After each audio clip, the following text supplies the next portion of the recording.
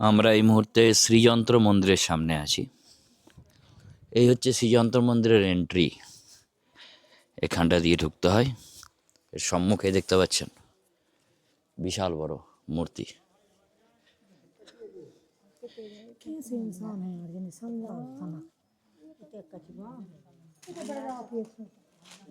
কি লেখা আছে? মন্দির পরিসর কি যা কিছু একটা লেখা আছে, আমি জানি না কি লেখা আছে।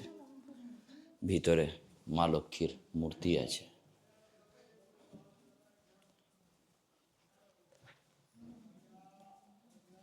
জয় মা।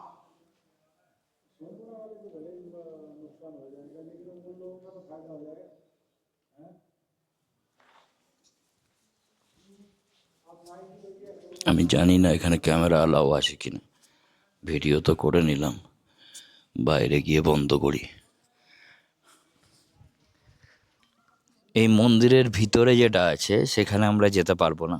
এর কারণ হচ্ছে সেটা এখন বন্ধ করে দেওয়া আছে।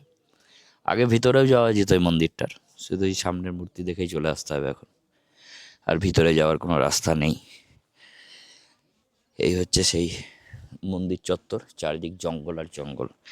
এখানে আপনি যেখানেই যাবেন সেখানেই শুধু জঙ্গল ব্যতীত আর কিছু দেখা যায় না, শুধু জঙ্গল। এখানে বেশ কারুকার্য করা আছে। শ্রীযন্ত্র মন্দির এটা। এখন কেন ঢুকতে দেয় না আমি জানি না। আমি দেখাবো। এরপরে যাব আমরা কপিল ধারা।